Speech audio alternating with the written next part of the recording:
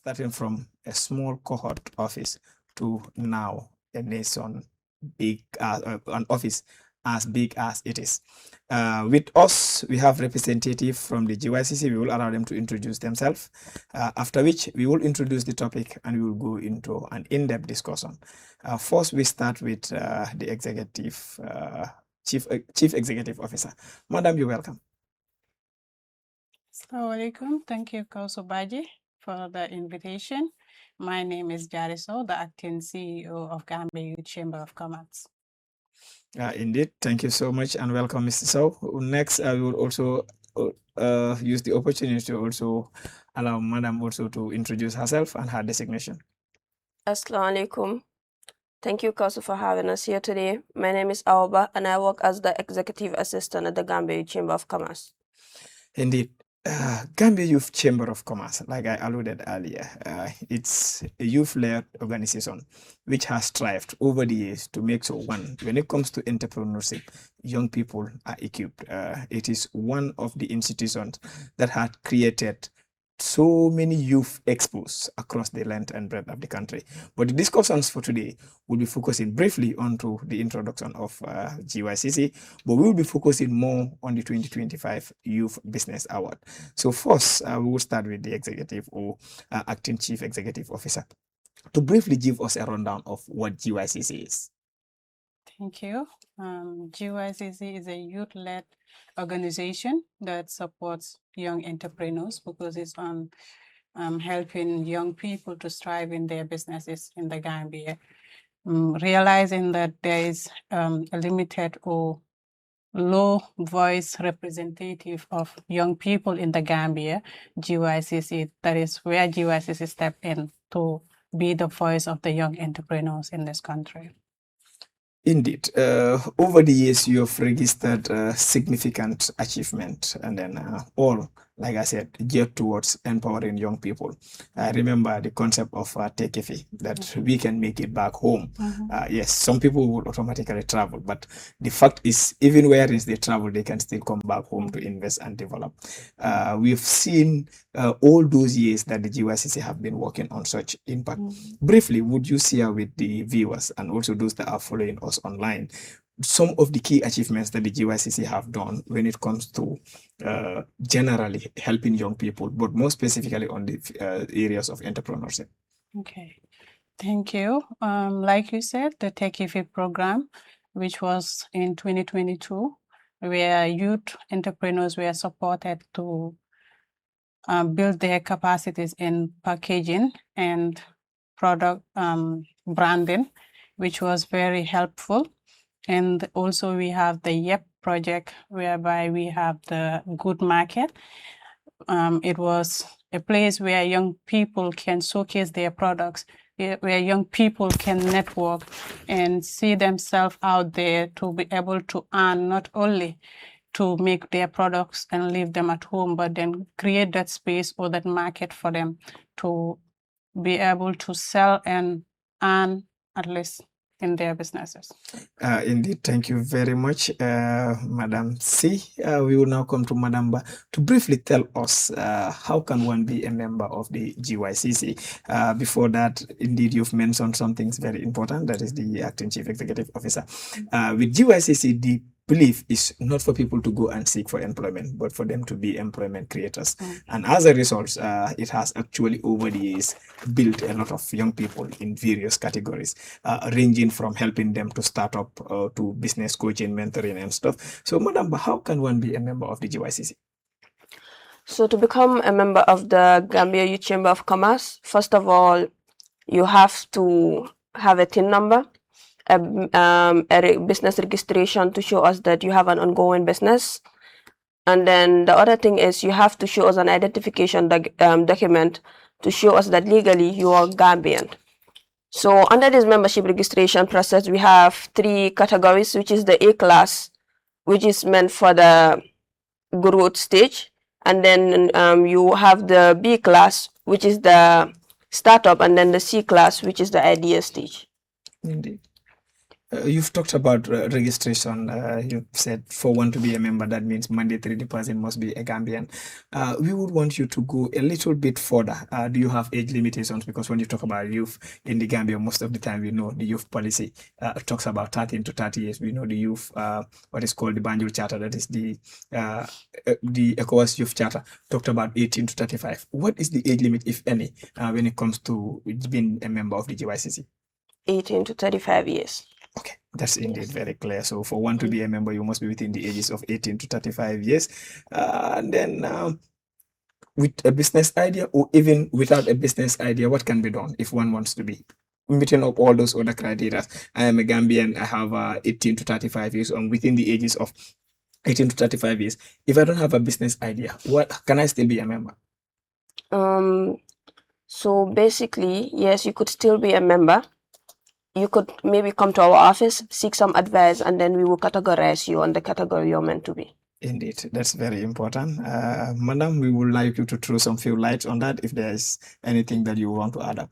Yeah, like she said, I will dive in Wolof tuuti mbokk yi ñuy seetaan maa ngi tudd Jari Sow bàyyee ko ci mbootaay bu ñuy naan Gambia Youth Chamber of Commerce mu nekk mbootaay bu nga xamante ne daf fi nekkal ndaw yu nga xamante ne ñoo ngi yëngu si jënd ak jaay waaye surtout ñu nga xamante ne dañ la ñuy ooyee entrepreneurs ñu nga xamante ne daal dañuy innover di créer di andi lu nga xamante ne dafa bees mbaate nit ñi dinañ ko soxla si seen gox di solve problems ci mbootaay boobu lañ jógee tey man ak sama executive assistant bi tey buñ naan GYCC nekkut boo amul business rek mënuloo ñëw we serve as an information center as well fu nga xamante ne di ngeen mën a ñëw ngeen wax ñu lan ngeen bugga ñu xam how we can support you as a young person who want to be part of the business or entrepreneurship ecosystem su ko defee dinañ la guide mentor la won la yoon bi ba nga xamante ne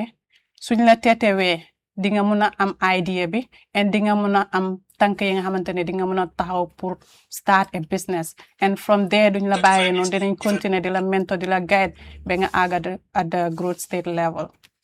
Indeed loolu am na solo comme ni nga xamante ne nuñ ko waxee dinañ bëgg rek nga gën a leeralaat si li nga xamante ne moom mooy GYCC comme noo ko waxee woon ci taami angal si kaalamay angale rek kañ la sosu ak tamit lan moo waral sosu bi.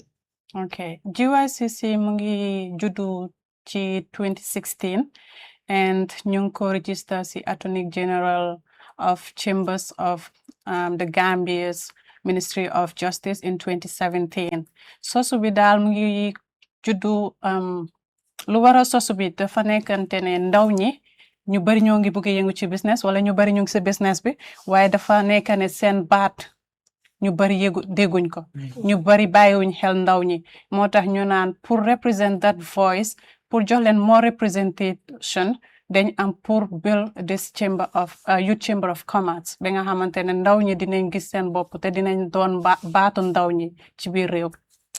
mu nekk li nga xamante ne lu am solo la kàddu yi leer na comme li nga xamante ne moom mooy na ko waxee suñ ne GYCC ndaw ñi ñoo ko tax a jóg suñ ne GYCC fasut ini yëngu ci leneen lu ndaw ñi parce que gis nañ ne li nga xamante ne moom mooy chamber of commerce yàgg na fi am waaye teewalutoon li nga xamante ne moom mooy ndaw ñi seen requirements yi ndaw ñi ma ñu ko war a matal pour nga bokk sax si association yooyu noonu foog nga nekk nit ki nga xamante ne am nga business bu takku am yeneen i koom-koom yi nga xamante ne yooyu la ñoo require ok GYCC gis ne ndaw ñi am nañ solo ci li nga xamante ne moom mooy lu yóbbu réew mi parce que gestu wone na ci at mi nga xamante ne moom mooy 2016 comme noo ko waxee téeméeri ndaw yoo jël li nga xamante ne moom mooy juróom-benn fukk bi yëpp mu nekk ñi nga xamante ne moom mooy ndaw lañ te ndaw ñi tamit ñoom ñoo gën a nekk di fugga ci bunte yi di ut liggéey waaye amuñ li nga xamante ne moom mooy banxaasi liggéey ñu gis ne kon dina am solo su fekkee ne lii xew na ñu ne kon ñun ndaw ñi nañ ñëw jàppandoor xàccendoor duurandoor loolu moo waral sosob li nga xamante ne moom mooy GYCC ngeen def fi liggéey yu rafet comme ni nga xamante ne noo ko waxee madame Ba briefly suy ñëwee ci li nga xamante ne moom mooy wàllu registration bi ci kaalaamay wolof kan moo mën a nekk a member of li nga xam ne moom mooy GYCC yan at la nit ki war a am ak su fekkee ne am na ay sarta bugga nañ tamit nga waxtaan ñoo ak sarta yooyu noonu. ok so soo buggee register pour bokk the chamber pour join chamber bi foog nga nekk koo xam ne yow legally Gambian nga am at boo xam ne from 18 to 35 years old nga nekk cause soo xoolee suñ chamber bi it is specifically based for youths soo nekkee youth boo xam ne tamit amuloo business idea still mun ngaa ñëw because we mentor the youths. Mun nañ laa jox ideas yoo xam ne mun nga koo use and then nga start your own business, because we are here to train youths on how to become job creators instead of job seekers. Indeed loolu mu nekk li nga xamante ne moom mooy lu am solo job creation loolu mu dafa nekk ak nga xamante ne mënuloo jàngal nit ki rek ñëpp ñu génn dem utendoor liggéey su boobaa lu ñëw unemployment mooy ñàkk xëy bi dafa gën a bari but su fekkee ne ñu bari jël nañ li nga xamante ne moom mooy wàllu xëy defal ko seen bopp rek kenn ku si nekk su jëloon benn nit rek su fekkee ne fukki nit ñoo ko def dafa mel ni ñaar fukki nit am nañ xëy loolu am na solo dinañ xool rek tuuti ci li nga xamante ne moom mooy membership bi su fekkee ne nit ki bëgg naa doon member wax nañ li nga xamante ne moom mooy ati but wax nañ tamit li nga xam ne moom mooy business idea but ndax am na dina am solo pour nit su nekkee member lan mooy di benefits if any. Are you going? So the benefits of becoming a member in the chamber, you will have, we offer capacity building programs both internally and outside. We offer mentorship, we guide you, and we help you with networking opportunities. For example, if there is any funding or grant opportunities that are happening, we help the youth in business, especially our members, to how to access these funds. Indeed. Yes, CEO. Okay. Just to add on what she said, we help them to guide them and also create the networking platform for them, create a market for them whereby they can have access to market, access to resources, and also access to the customers they're looking for. When we said access to market, so you're looking for customers, obviously. So lii moo taxoon GYCC mu nekk wéeruwaay bu dëgër pour ndaw ñi parce que dafay jàppale ndaw ñi torop pour ñu mun a am fu ñuy jaayee nit ki booy jaay foog nga am béréb boo koy jaayee muy social media muy physical place booy jaayee and the physical place buñ dee create moo nekk trade fair mbaate national trade fair Tobaski Winter trade fair mbaate regional trade fair beach fair so dañ dee am platforms yu bari yu nga xamante ne dinañ dee mën a create pour ndaw ñi mën a jaay capacity building trainings dañ dee mën a jàppale tamit ndaw ñi pour ñu mën a gën a am ideas on what to do pour create more innovation than just being at their corner doing copy and paste. Indeed loolu am na solo dinañ xool GYCC si taarix comme noo ko waxee trade fair bi create the networking space but also create li nga xamante ne moom mooy market pour ndaw ñi ñoomi neen ñuy jëndalante kii di jëndee fii kii di jaayee fii ñu def li nga xamante ne moom mooy partnership yooyu yëpp dafa am solo mun nga ñoo wax rek si taarix si ñetti at yi nga xamante ne moom lañ weesu lan la GYCC def ci li nga xamante ne moom mooy njëriñ ak ban njëriñ la amal ndaw ñi. waaw ci biir ñetti at ci ginnaaw GYCC taxaw na ndaw ñi lool ci wàllum bunti marché waaye yemuñ ci rek creatal nañ leen tamit capacity building trainings and high level forums yi nga xamante ne dinañ mën a participate high level forum bi nag su ma koy wax I'm talking about Konrad Adenauer Stiftung CAS.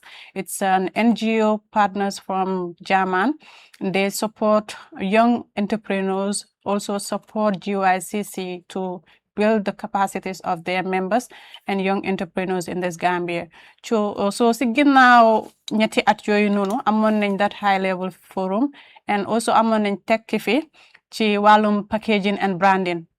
Boo déggee business, we all know how important branding and packaging is because your brand also sells your business. Your brand takes your business to another level. This is why we also help them to strengthen their capacities in these areas as well.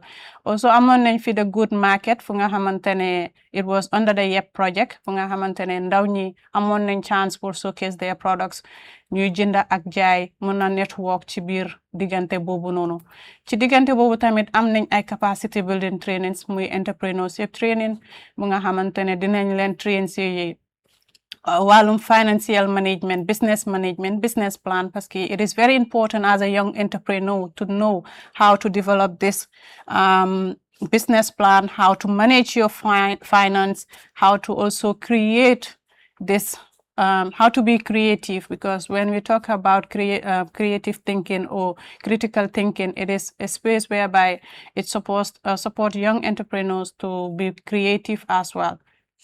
wax nga lu am solo dinañ si jàngee rek li nga xamante ne moom mooy times without number comme noo ko waxee depuis li nga xamante ne moom mooy bu sampo in 2017 fële ca fi nga xamante ne moom mooy Basse si National Youth Conference and Festival bi gannaaw bi nga xamante ne launch nañ li nga xamante ne moom mooy di yëpp project gis nañ partners yi nga xamante ne ñoom ñoo si njëkkee ñun njëkk a jëflanteel mooy li nga xam ne moom mooy di GYCC am li nga xamante ne moom mooy fair di trade fair bi nga xamante ne amee nañ ko foofu noonu ci Basse and then it keeps continuing across the board nataal yoo leen a gis nii foofu lañ leen jëlee am na yi nga xamante ne ñoom ñooy the ones that showcase from li nga xamante ne moom mooy di Independence Stadium the regional trade fairs yi nga xamante ne am nañ ko and a lot of other activities but also when it comes to the capacity building comme ni nga xamante ne léegi ni tudda nga ko bëri na am na ndaw ñi nga xamante ne bu ñoo ñëw si GYCC just freshly from school amuñ woon any business idea but through the mentorship and training program jox nañ leen an opportunity ba tey de managing li nga xamante ne moom mooy businesses lii yëpp nag mënutoon na possible without li nga xamante ne moom mooy di partners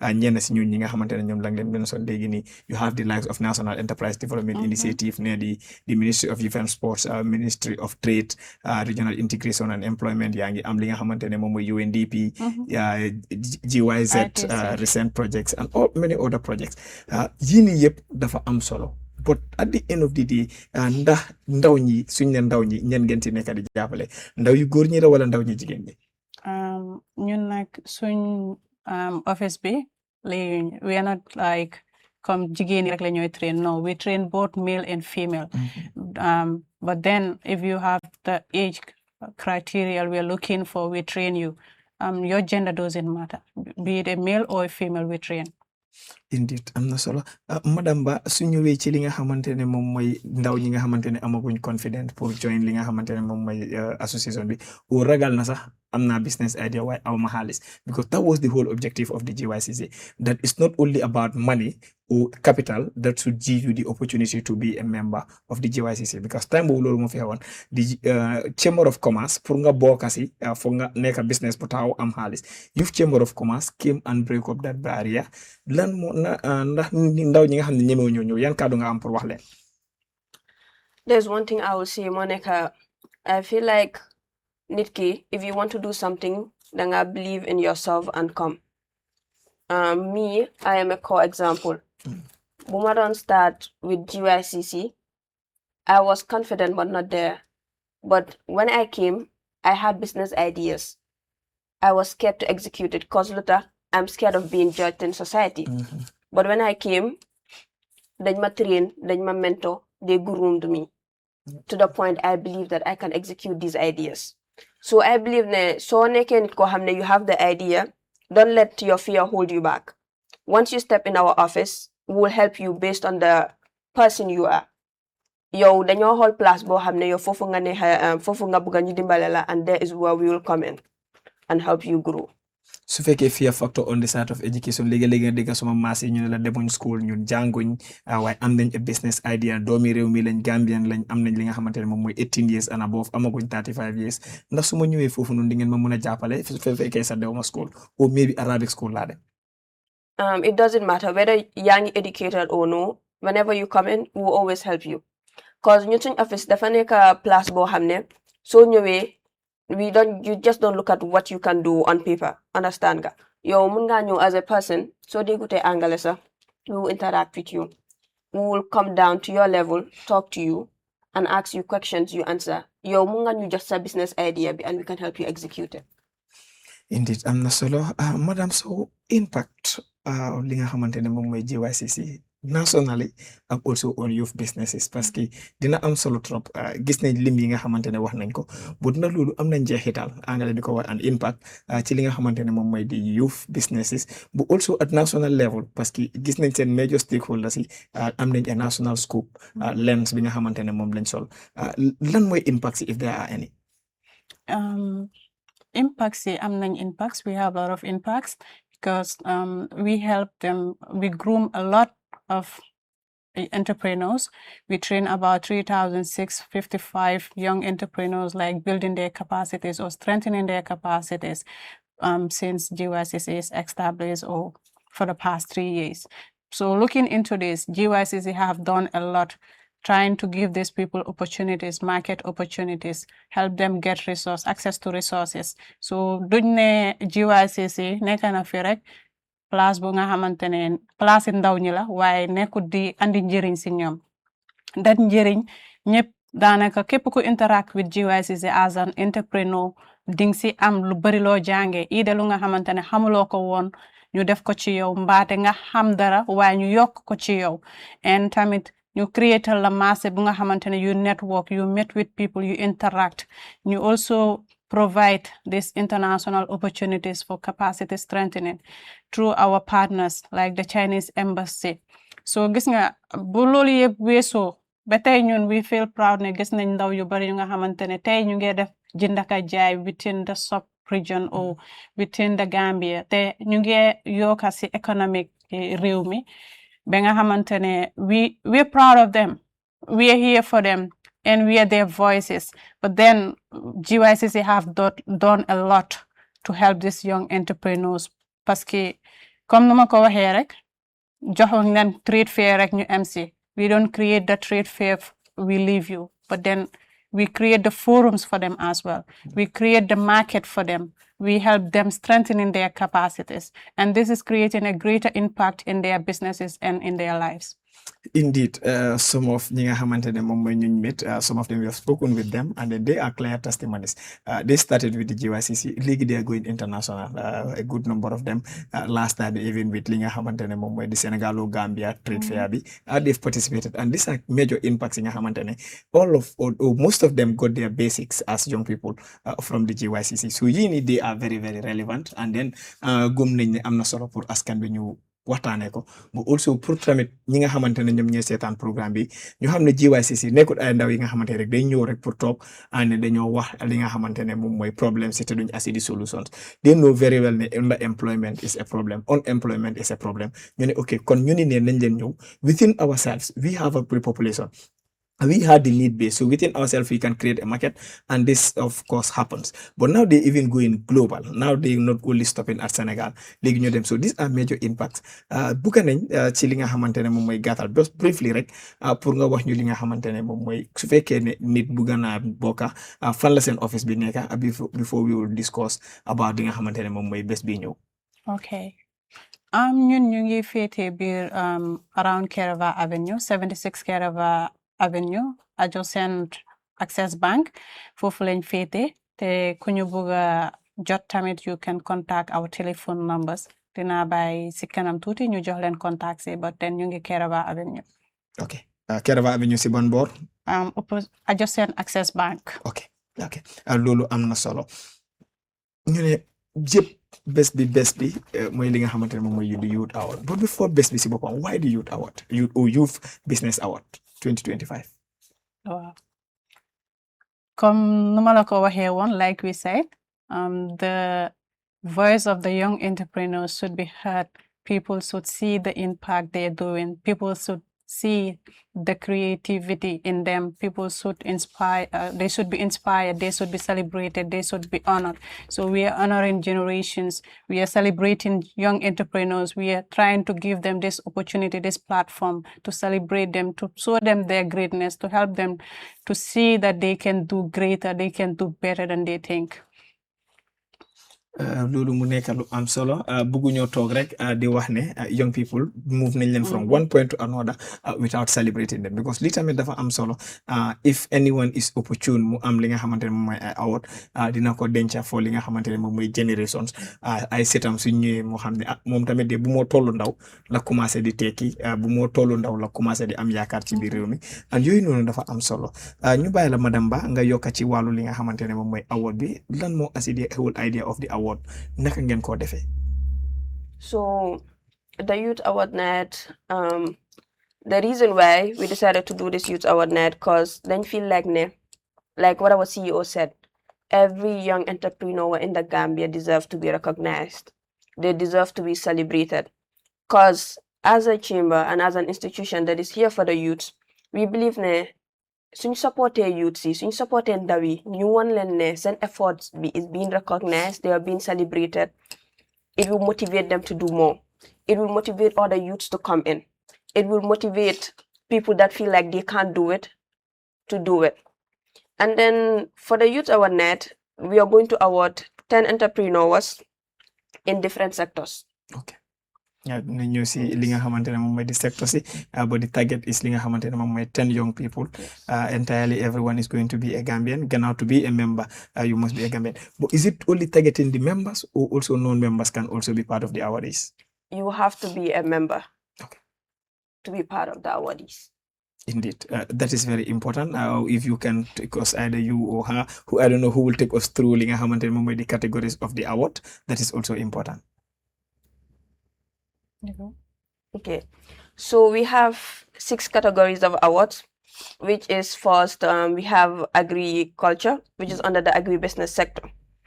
We feel like under agriculture, there's one thing you don't know about us too. We are very diverse.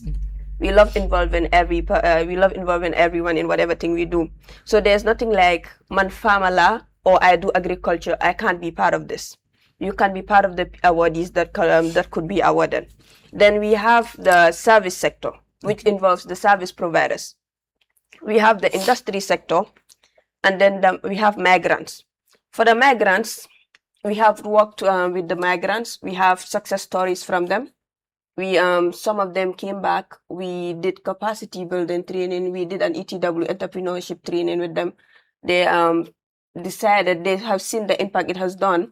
They have successful businesses, and they realize that even in this country they can still achieve it without going using the back way.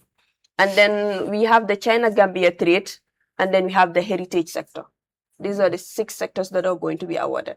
Indeed, they are very important. Then I know you will not have that much time to segment each and every one of those. But briefly, would you tell us, like generally, you know, we will be awarding 10, but how many people contested and how did they came about?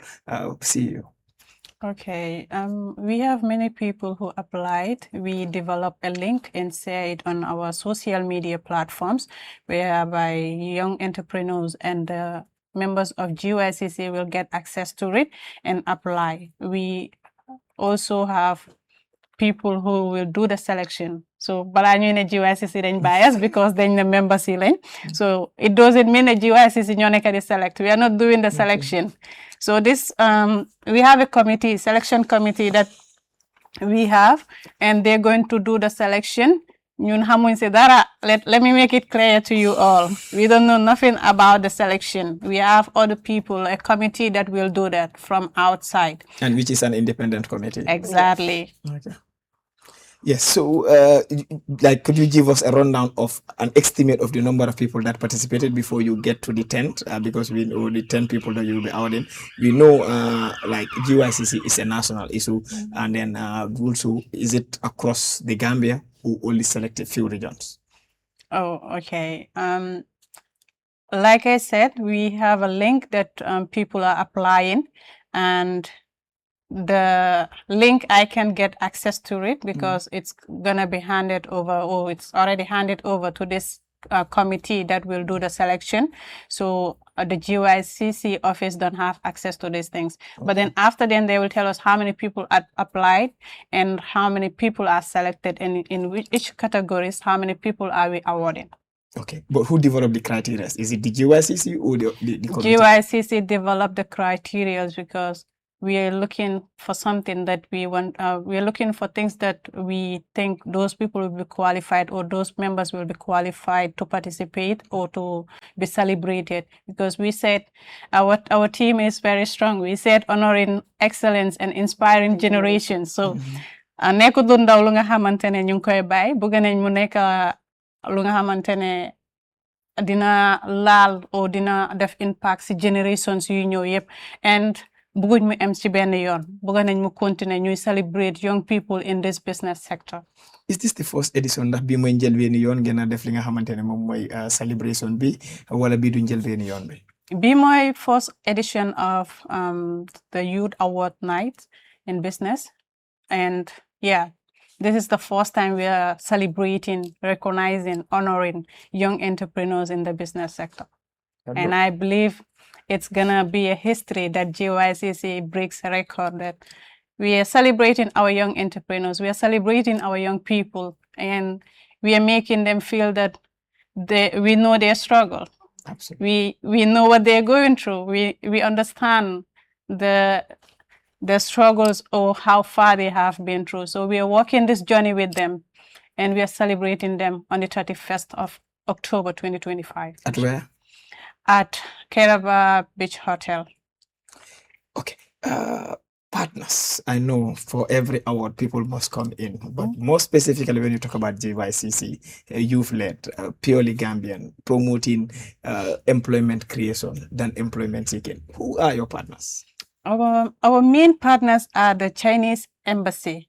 That is why you will see in our flyers or our platforms, we put there China Gambia Friendship Bantaba, but then it is a youth sector as well. That is why we said youth in business. loolu am na solo. Briefly ñu bara ñuy dellu si waat ci li nga xamante ne mu war ok ñu desagum si award bi rek guddi bi naka la moo demee, is it going to be full of speeches, is it going to be a little bit entertaining? What are the characteristics that we are going to be expecting on the day, and how can one be a part of it, or how would one take part?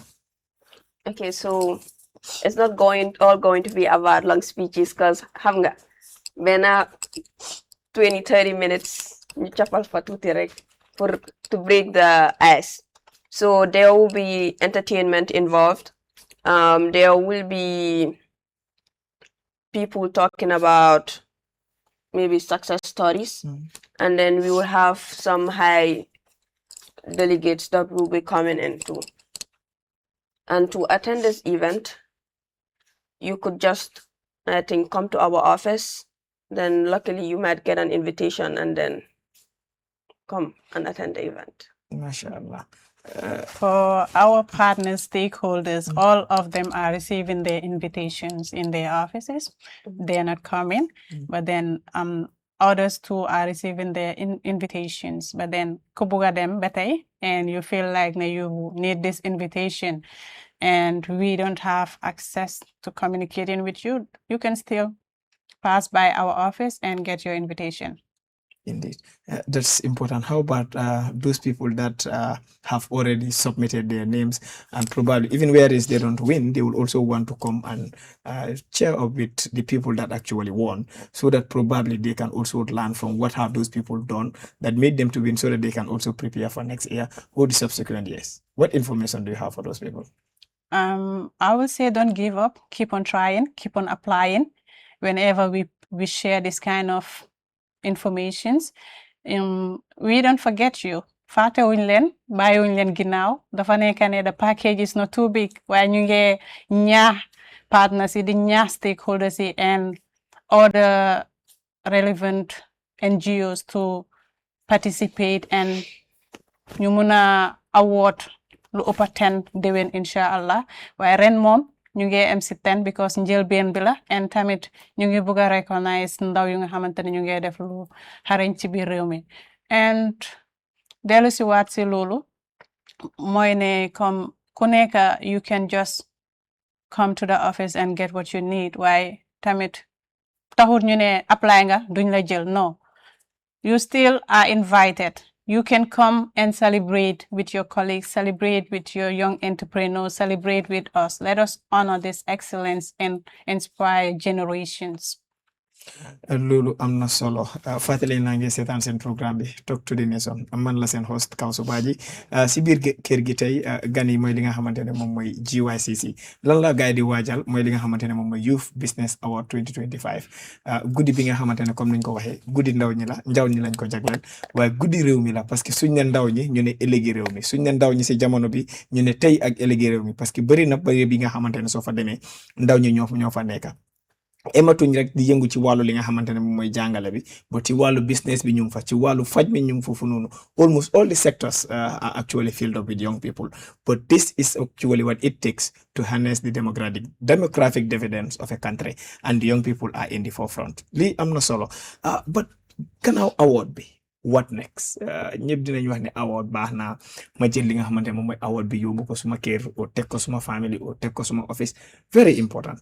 But after award bi, lan la ñëw séntu si GYCC, whether they will continue the mentorship, whether dinañ oo ñi nga xamante ne ñoom ñoo apply yoon ne winu leen, but XYZ soo leen ko defee next year mu ngi ñëw, the subsequent years ñu ngi ñëw. Wala la Gambian si di expect from the GYCC after the award? So the award is not just an award. You will also receive funds. Okay. All the 10 nominees will be awarded with 50,000 each. So if we give you this 50,000, duñ la ko jox rek nga daw. So if you give you this 50,000, if you're, for example, on the growth stage, we will help you. You will come to our office. We will do follow-ups. We will help you grow more, because we are not just trying to give you money. We are trying to make sure that to see your business evolve over the years, to see you get to the next stage you want to get to. So that is what we are going to do. It's not just awards. There will be funds. GYCC yàgg naa yëngu ci li nga xamante ne moom mooy di business advisory, mentorship, coaching, but also even li nga xamante ne moom mooy risque yi nga xamante ne ñoom ñoo involve si business pour nit ki mu am awareness boobu noonu. So lu mu wax am na solo. Gannaaw buñ la joxee award, celebrating you, but also give you something, either if it is a beginner for startup purposes, if it li nga xamante ne moom mooy at this stage of growth pour nga use ko to move from point B to point C. Loolu am na solo. See you to add up. Okay. To add up, like she said, we are not just like doing award night for the sake of doing it, but then we are celebrating. We are also guiding them, mentoring them. It's a continuous process. It's a continuous guidance. And that is why I said we walk this journey with you. We understand your struggle, and we are going to take step by step to get where you want to be, or to reach where you want to be, because we believe the sky is not the limit. So we have to continue building. When we said capacity strengthening or capacity building or capacity development, probably we will say building have a limit, but then capacity development doesn't have a limit. That is why we said it is a continuous process and continuous guidance and mentoring, whereby we will continue to mentor and guide these young entrepreneurs to grow bigger and bigger, not only nationally, but internationally. Development is an everyday thing. No development comes without challenges. Exactly. Briefly, lan mooy teexay jiite ndaw yombut, nekk ci business yombut. Léegi nii wax na ko di misconception ak li nga xamante ne moom mooy di expectations at the beginning they are very high. Su fekkee ne nit ki start na much more si force windows bi nga xamante ne moom mooy moving up from the business idea to the physical business. Léegi nit ki mu invest failure mu am. What are the challenges of the GYCC?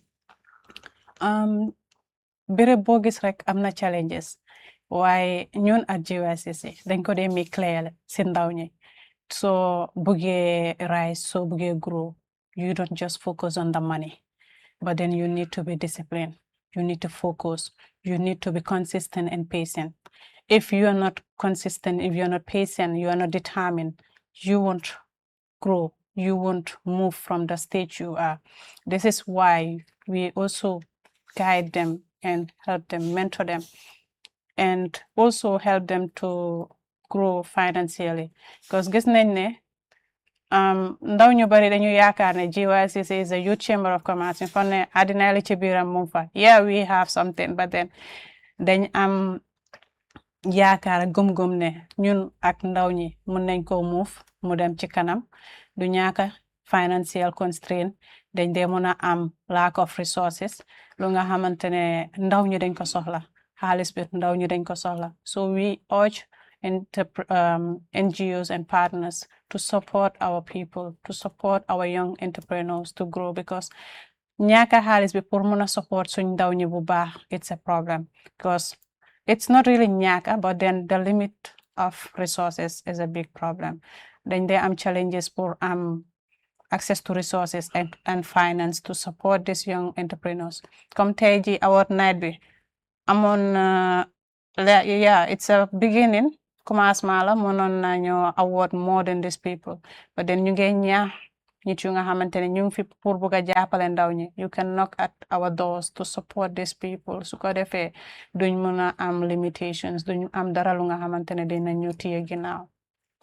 Process bi amaana gàtta na gudda na ci li nga xamante ne moom mooy bara ngeen doon àgga ci li nga xamante ne moom mooy finally pour wax ne 10 nit la ñoo mun a award, but how long la leen jël pour mun a conceptualize the award night concept fuga bunta yi ba li nga xamante ne moom mooy am ngeen partners yi nga xamante ne wala partner bi nga xamante ne moom moo turn up as of now comme noo ko waxee di li nga xamante ne moom mooy suñ naataango yi di li nga xamante ne moom mooy the People's Republic of China mu nekk lu am solo, but yoon bi naka la demee woon? How long did it take to be at the stage we are? sori na sori wut parce que boo xoolee ne lu nekk dafa am steps, everything have a step, but then we have where we started. We come up with the idea. Okay, when we thought about awarding young entrepreneurs, we are like, okay, dafa am need, there's a need for us to do some necessary things to get this award thing done. And bu loolu amee, we work as a team. GYCC, we work as a team to support and to create and to reach out to partners from the beginning. About 4 to 5 months, but then idea we started the last year, idea creation and generation, be developing the concept node, the budget and all the stuff. So depuis daaw ñu ngi cee liggéey ba yàlla def tey ñu tollu fii nii bu nga xamante ne ay fan rek 7 days daanaka moo des pour ñu àgga ci bés bi. loolu am na solo si jamono social media lañ nekka ñu gis ne léegi ndaw ñi dañ dee use yooyu noonu as a faster means of marketing but also tamit gis nañ ne ñeneen ñi suma maas lañ xama amaana seen dem school soriwut o jànguñ mënuñoo use li nga xamante ne moom mooy social media bi loolu li nga xamante ne moom mooy WhatsApp ak yooyu noonu GYCC naka ngeen nekk di use the opportunity of the advent of social media pour ngeen gën a tàggat ndaw mi si jaay bi parce que jamono boobu noonu pour nga establish a business da nga need a physical space but léegi nii mun nga establish li nga xam ne moom mooy business through links yi nga xamante ne you don't even create a product, you just take an example of the product and sell it online and then nga nekk ak mediator bi nga xamante ne danga jaay jël li nga xamante ne moom mooy sa percentage jox ki nga xamante ne moom mooy borom market bi and these are opportunities that we've seen in other countries naka la GYCC di fas yéene pour def yokka ndaw ñi xam-xam boobu but also commencer di use opportunity of such space in the Gambia. Okay, so for example am na ñoo xam ne like what you said xamuñ ni ñoo navigate social media to market but I believe ñu bari xam nañ how to navigate WhatsApp.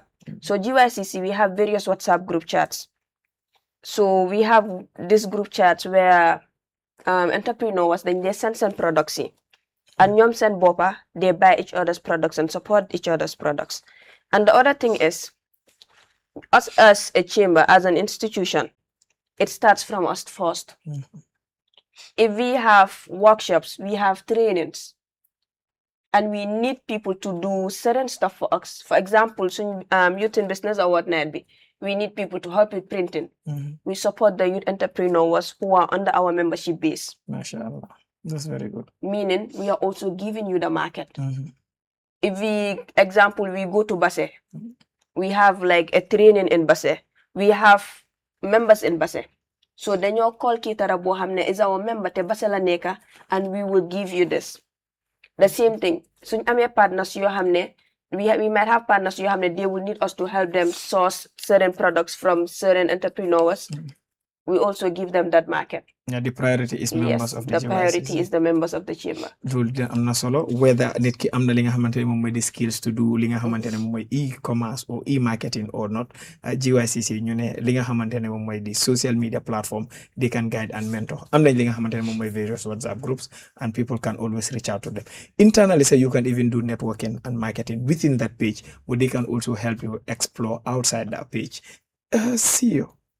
Okay, I will just come back from what she was saying. We help young entrepreneurs to understand social media handles or social media page platforms whereby they can use it. We help them to digitalize, not only having entrepreneurship workshop like MC, but we also emphasize or encourage and tell people the importance of the social media platforms, the impact it will create in their businesses.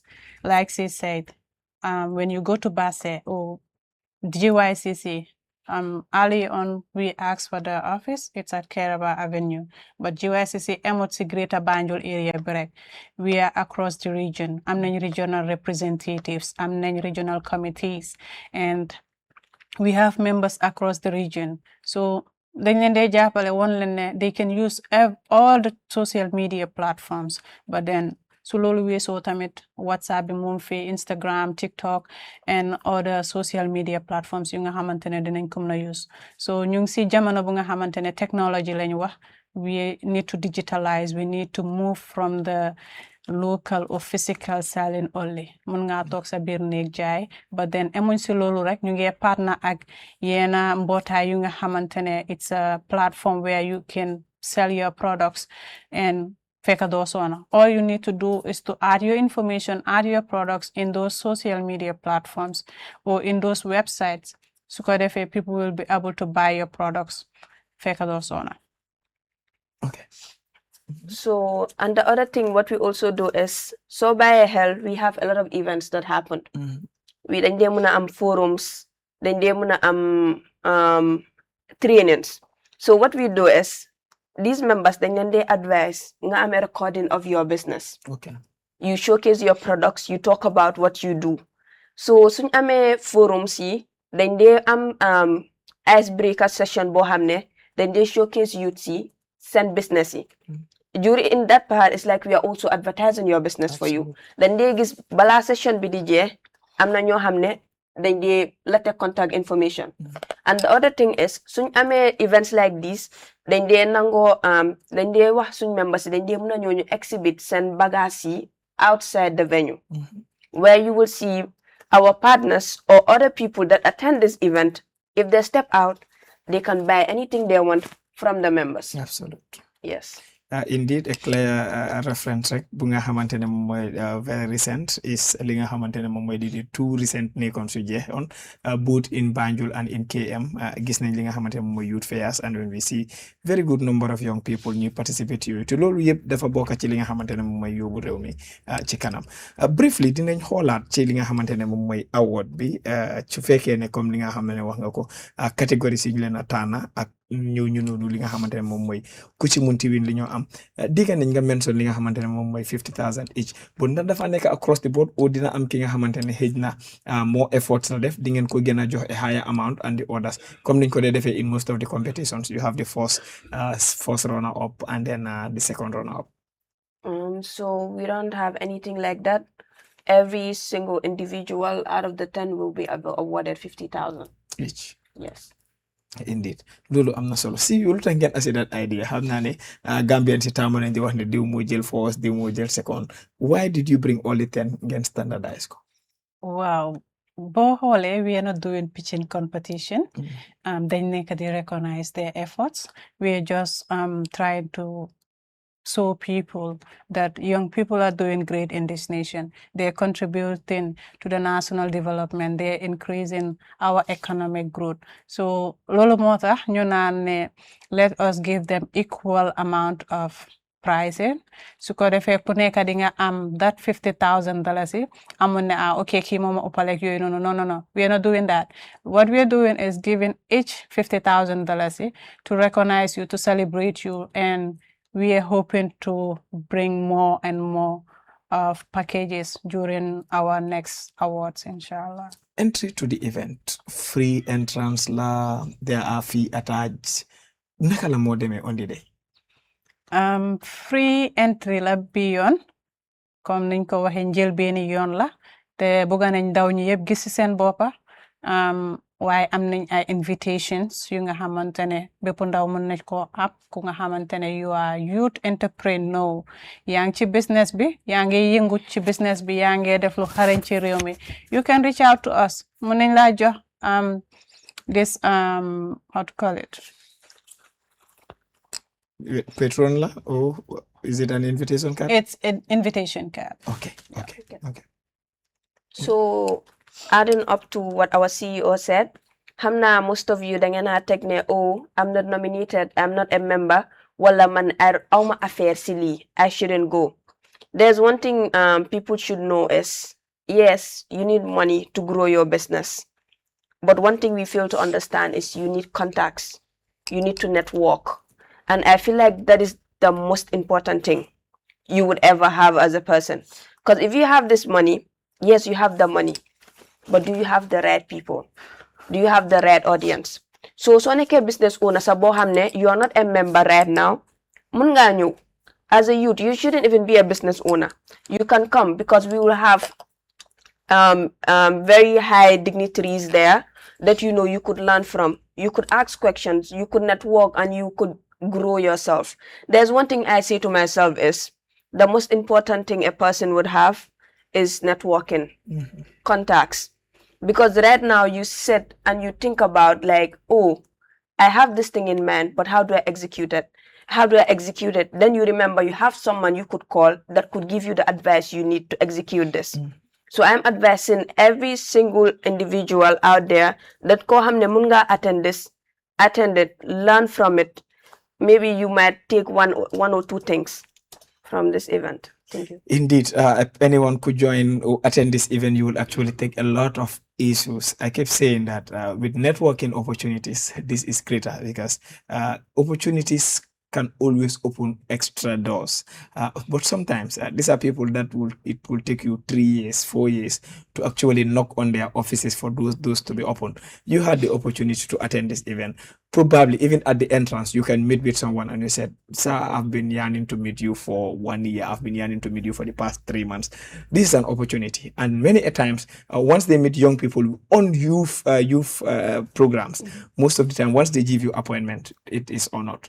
But sometimes they can even link you to someone who is closer to them, and you can always meet them on a time that you really wouldn't have to book for so much appointment. So indeed, October is a month that comes with opportunity, as you can see on the screen, from 2022 to date with the GYCC, a lot of benefits.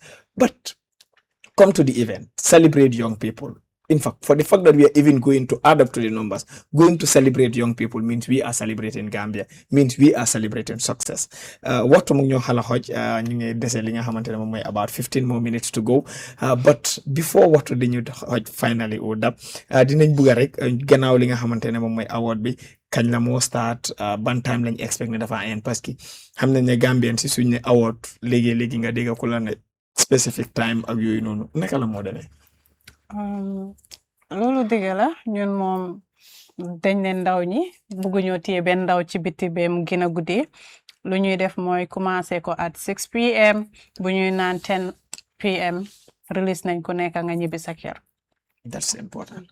Ba ñu nga baaxee waat ñu bés bi the event venue if there are other logistics that people need to know that we will want you to share that with them. Venue B is at Keraba Beach Hotel. Mungi on the 31st of October 2025. Time it's going to be 6 p.m. Okay. So neko Oregon nuñ ko dee waxee suñ la ne 6:10 la gaa di commencé. No. ñun ñu ngi start at 6 p.m. and we are going to end at 10 p.m. Indeed. Te ñu ngi ñaax ku nekk na nga ñëw ndaw bu nekk na nga ñëw showcase your business. So amutee the chance to showcase because we are not showcasing the businesses, but you can come with your business cards. You can market, you can network. It is a platform whereby you can get yourself like earnings, not the physical cash, but then when we talk about earning, it's customers. When you create that customer platform, we are creating that for you. So please come and celebrate with us. Please come and inspire generations in the country. What are nañ li nga xamante ne moom mooy challenges mu nekk lu am solo. How did you navigate to overcome some of those challenges? Well, like I said, focus, discipline, and determination. We are also patient. Dëgg la ay ndaw lañ waaye ñu ngi am patient torop ci lu ñuy def ndek xam nañ ne réew mi loo gis rek am na challenges. So we also have risk management in every activity we do. So dañ dee bàyyi xel torop lu nekk rek dañ dee gestu ne loo ci gis rek da nga xam ne am na beneen gàllankoor bu la ci mën a fekka waaye gàllankoor boobu noonu ndax mun nga am benn pexe bu nga xamante ne boo ko mëntee stop sax waaye nga mun koo limit. Ndax ndaw ñi am nañ information bu doy ci wàllu GYCC parce que ndaw ñi bari nañ ndax am nañ li nga xamante ne moom mooy access to office bi ndax ndaw ñi nga xamante ne tamit moom moo ñëw ñu nekk si dex bi wax nga ne am ngeen li nga xamante ne moom mooy regional correspondence but ndax ñooñu tamit dañ dee mun a am access pour dem di meeti ñooñu noonu. Waaw ndaw ñi daanaka ndaw ñu bari xam nañ GYCC because am nañ place yu bari ci biir Gambia bi nekkut Kerava Avenue rek wala Greater Banjul area waaye ñu ngi ci biir Gambia bi yépp from Greater Banjul area to Basse for them rek dañu fa fekk. We have regional representative. They are representing the GYCC over there. Reach out to them, knock out to them, offices. Te am nañ tamit office at Bara, ñu ngi am office at the One Stop Center at Farafenni. So ku ñu bëgg a jot rek di ñu jotee ci anam yu bari, and GYCC I believe ne ñu bari xam nañ léegi GYCC, waaye ñoo ngi ñaax ndaw ñi ñu gën a ñëw register as a member, ñu nekk ndaw yu nga xamante ne dañ bëgg a yóbbu réew mi ci kanam, parce que réew bu amoon ndaw du jëm kanam. Yàlla def na nag Gambia, we're so lucky to have these young people in the country. So let us work together and thrive as a nation. As an entity, okay. So to add up to what she said, there's one thing Luma realize mo nekka ne ñun ndaw yi dañ dee daw a legalize suñ business bi, because luñ ci dee daw moo nekka fay tax bi. Taxation. And there's one thing we should know is, if you don't legalize your business, I'm not saying your business won't grow, but the chances for you to grow outside the country is going to be hard for you. Because, for example, us, like our institution, so you have opportunities outside and they need youths from the country. They come to places like the Gambia Youth Chamber of Commerce. You know, go through your membership base and help us pick the deserving people who deserve this, either grants, funding, or opportunities. So Luma advise every business owner that is a youth in the country is to legalize your business. Once you legalize your business, the chances of you growing more is way higher than you not registering your business. Then by daw fay tax bi, you have to think about where you want to get to. Thank you. Indeed, loolu am na solo, xam naa ne multiple taxations ñun ñuy yëngu si business saa yu nekk ñu jàmbat loolu. Unfortunately réew mi si foofu la tollu, da ngaa gis benn business dina fay li nga xamante ne moom mooy trade license, dina fay li nga xamante ne moom mooy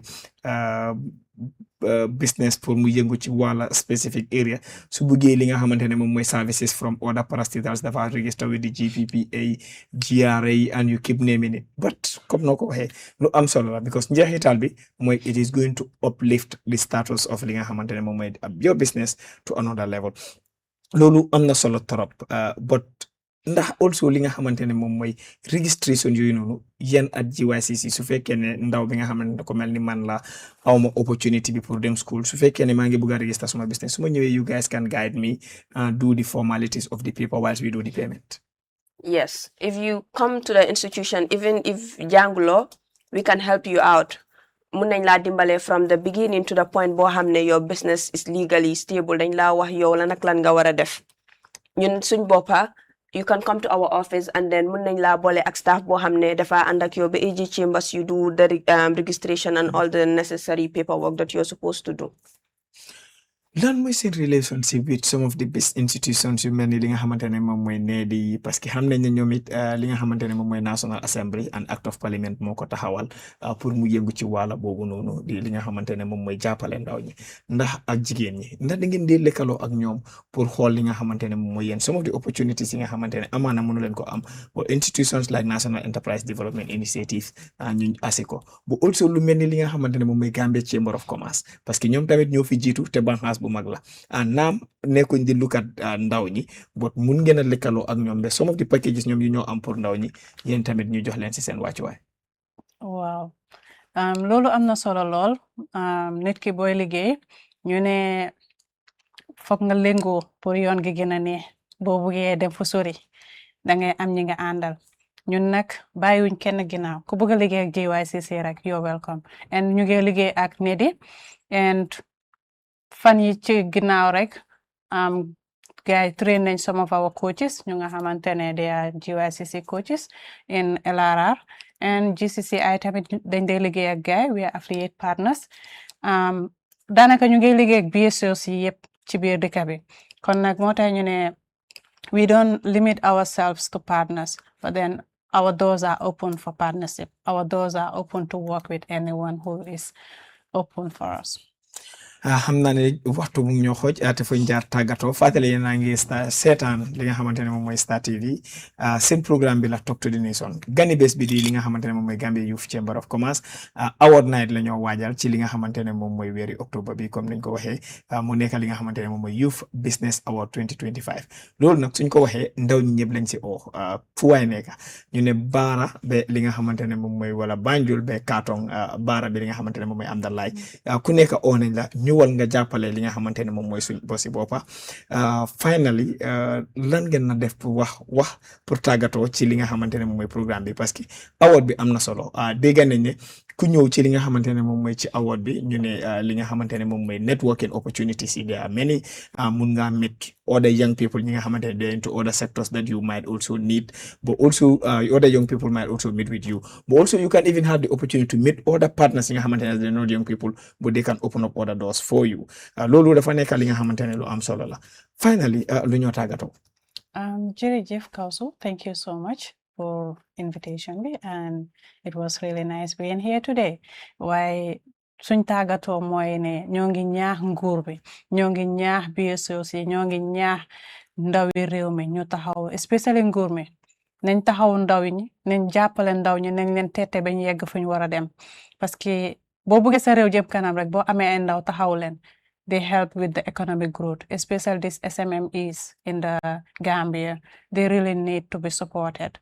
Like, and ñu ngi leen ñaax tamit di ñaax GRA ñu xool other alternatives yu nga xamante ne they can provide for these taxations and other legalization payments ak yooyu noonu because soo xoolee nu muy demee comme suma naataango bi nu mu ko waxee wala suma executive assistant bi dafa ne ndaw ñu bari ñu ngi daw registration because payments you need like them but paperwork. But then if they can provide other paperwork for these young people to get easy access to legalize their businesses, to formalize their businesses, modern gina yomba pour ñun and tamit ñu ngi wax ne ku nekk invite nañ la si award night bi ne la ñu sargal ndaw ñi ne la ñu celebrate ndaw ñi won leen ne ñun fi ak gaay we are going to walk this journey with them. We understand their struggles and yoon bi sori na lool bari woon ay xaaxaam waaye yàlla def na tey ñu yegg si fii kon nag dañuy gën a jàppale gaay képp ku nekk ci kaw ñoo ngi lay ñaax nga jël loxo ndaw ñi égal leen ci kaw su ko defee suñu réew dem kanam and maa ngi oo partners yi yëpp pour ñu ñëw celebrate nañ ñëw support nañ ñëw gestu ndaw ñi am na solo lool ci réew mi and we really appreciate our partners. We appreciate the Chinese embassy and other stakeholders as well. The Chinese embassy have been there for the young people. They're supporting the young entrepreneurs. They're supporting young Gambians, building or developing their capacities, strengthening their capacities, giving them opportunities. Do beyond they have also supported our skill rise forum. We don't look into young people who are only in the formal sector but informal as well. They also supported young people to go and develop their capacities or strengthen their capacities in China. So ñongi ñaax yenen NGOs yi yenen business owners yi ñu nga xamantene taxaw ne ñu jappale ndaw ñi ñongi ñaax nguur mi, especially the government of the Gambia, to support these young people in the Gambia. Thank you. Indeed loolu dafa am solo parce que dafa méngoo ak li nga xamante ne moom mooy nguur gi blueprint am nguur gi dafa am mébét ne dafa bëgg a yokk li nga xamante ne moom mooy bànqaasi xëy mi dafa bëgg a yokk li nga xamante ne moom mooy njaw ni si lu ñu yëngu ci li nga xamante ne moom mooy jànga bi te comme ni ma dee wax rek lu waay ñeewu du ciy sawar nit nag su fekkee ne ndaw ñi ñu ngi yëngu ci business seen ñu siy tekki seen moromi ndaw dañ leen a ñee te suñ leen ñëwee dinañ si dugga te ñoom it suñ si duggee dinañ yokk ci li nga xamante ne moom mooy wàllu xëy mi te the figures goes back to the government's credit so dina am solo trop pour nguur gi mu xam ne jàppale ndaw ñi mooy jàppale li nga xamante ne moom mooy di government blueprint but jàppale ndaw mi mooy jàppale ëllëgi réew mi loolu am na solo madam finally lay tàggatoo. So man, I don't have much to say because the family, my chief executive officer has said everything already. But one thing I would love to add is the youths are the future of tomorrow. Let us invest in the youths. Let us support the youths. Let us help them grow. Because the future of a nation, si youth si la neka. If we help and support these youths, if we feel like they are being seen, they are being heard, they are being understood, they will do more. They will want to thrive and work harder. Join us in this award net. If you can't support this time around, there are other things you could come in and support. The successful business owners in the Gambia, they are strong. They can come in any way, support these young people. Even if you can't support them with finances, give them advice, mentor them, coach them, tell them how you did it, show them the ways, and let them do it for themselves. Because I believe at the end of the day, if this generation is helped, the next generation is saved. Thank you so much.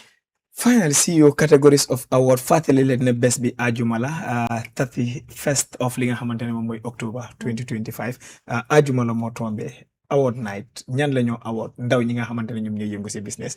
CEO dinañu jox categories ci su boba ñu tagato. CEO jox ñu di categories of award. Thank you. The categories are the agribusiness. We also have migrants. We have service sector. We have industry. We also have entrepreneurship. Heritage entrepreneurship. We also have the China-Gambia trade. ñun ñoko dégandor kon jappalé len GYCC jappalé ndawi réew mi jappalé Gambia jappalé élégui réew mi li lañu waxtu meyon man la sen doomi Ndeye Kawsu Badji. Until we come your way next time, let's continue the conversation at a national level. Gambia force in whatever we do. Bye bye. I am your host Kawsu Badji.